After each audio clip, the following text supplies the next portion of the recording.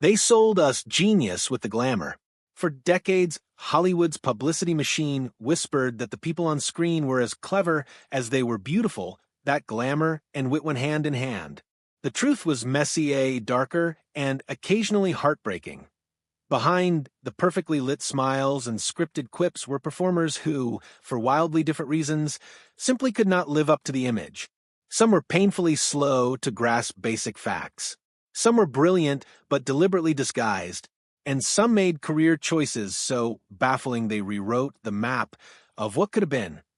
This is a story about contradictions, pretty faces who couldn't follow a cue, brilliant minds hidden beneath publicity, and studios that chose image over reality. Over 9 portraits, we'll move from absurd gaffes to quiet tragedies, and along the way ask a single question.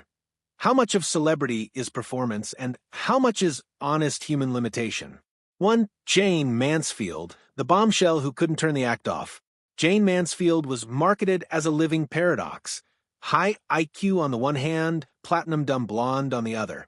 Publicity sheets bragged of a supposed IQ of 163, photographs staged with philosophy books, and stories about languages learned in bubble baths. But off-camera, the stories told a very different picture. Cast and crew remembered real confusion.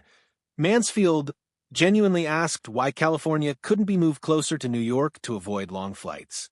On a European press tour, she reportedly asked whether Europe ever had any summer, as if London's drizzle defined an entire continent. She memorized big words and dropped them into conversation, misused, and then sat in embarrassed silence when people didn't laugh. What's heartbreaking is that Mansfield sometimes wasn't acting. She wanted to appear witty.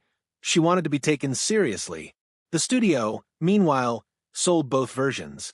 Producers kept her persona marketable and predictable, but the persona bled into her private life. She couldn't switch the routine off, and that blurred boundaries between a role she played and a woman who needed help navigating the world. Studios devised workarounds, colored lights, or taped cues to guide her performance.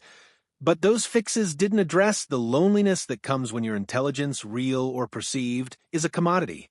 Mansfield's story is a reminder that manufactured charm can mask real human confusion, and that consequence rarely spares the person under the spotlight. 2. Sonny Tufts, talent, privilege, and a spiral. Born into comfort, educated at Yale, and blessed with the leading man look, Sonny Tufts had every advantage. What he didn't have, or could not sustain, was the discipline the industry demanded. Stories swirl of missed calls, wandering onto the wrong set, and an infamous charity event where he was found passed out in a petting zoo, rabbits hopping across him like a surreal punchline. Tufts' story is twofold: personal failing and institutional failure. Alcohol wrecked his reliability and reputation. But studios, which otherwise manufactured miracles, eventually reached a rare breaking point. Paramount actually issued public apologies, an eyebrow-raising move in an era when studios covered everything up. Why? Because Tufts wasn't merely difficult. He was unpredictable in ways that endangered productions and public perception.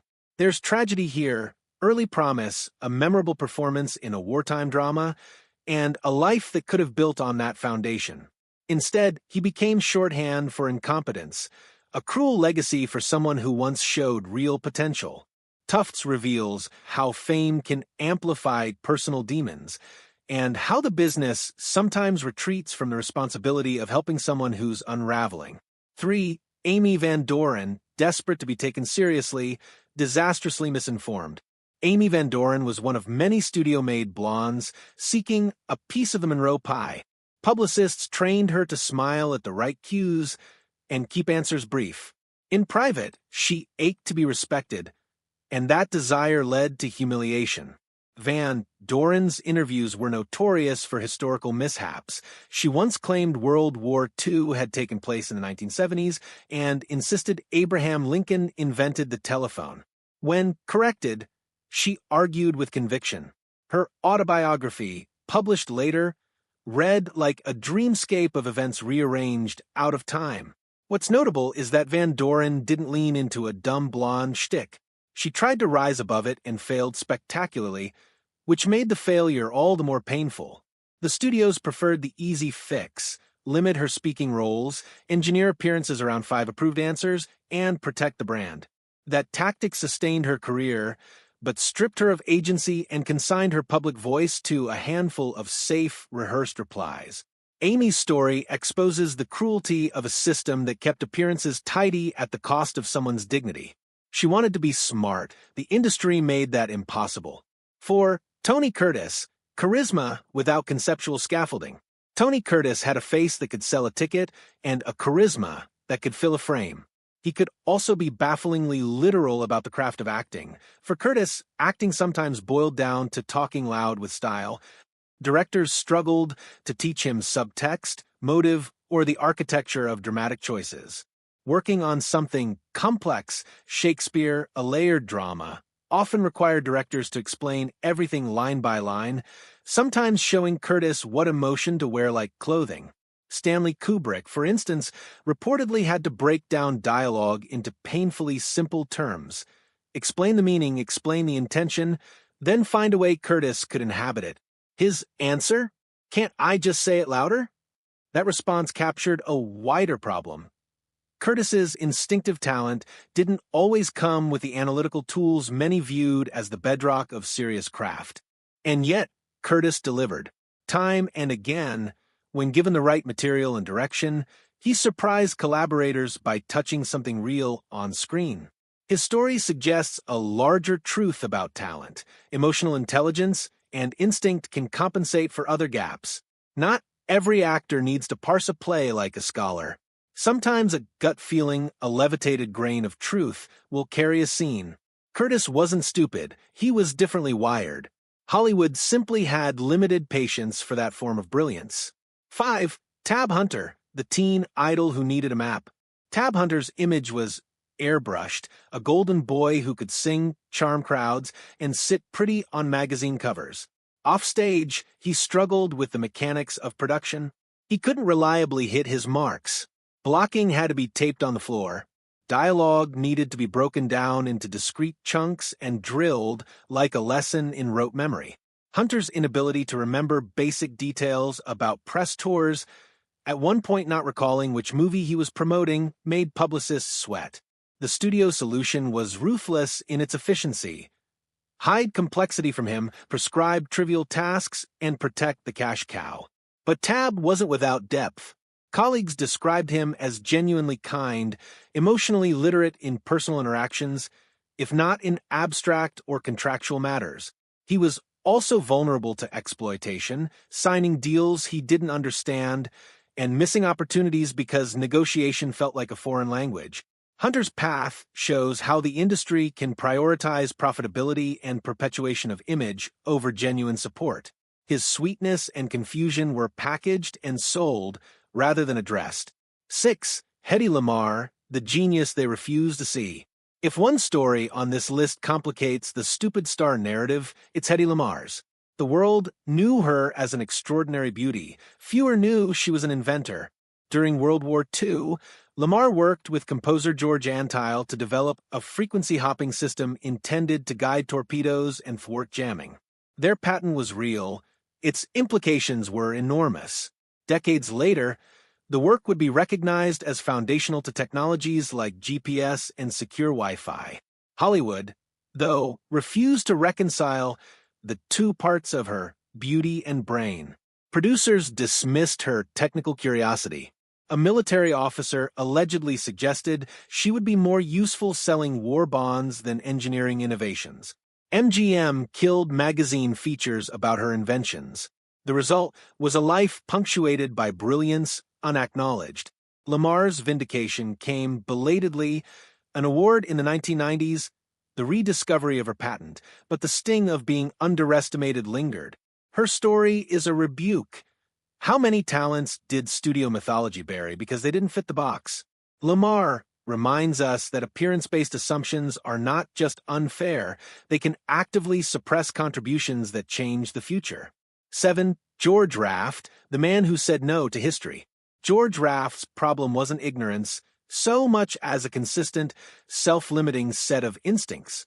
He repeatedly turned down roles that later became canonical: Rick Blaine in Casablanca, Sam Spade in The Maltese Falcon, Roy Earle in High Sierra.